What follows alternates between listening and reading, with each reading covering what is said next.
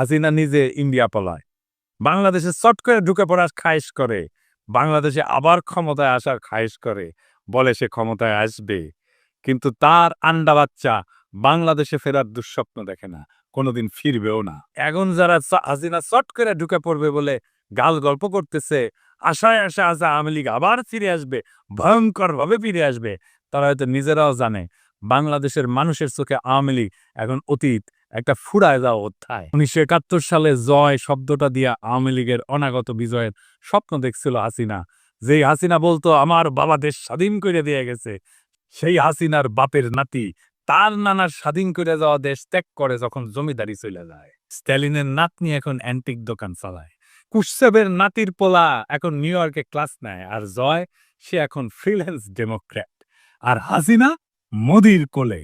কি দারুণ পরিণতি বাংলাদেশের সবচেয়ে ক্ষমতাবান পরিবারের।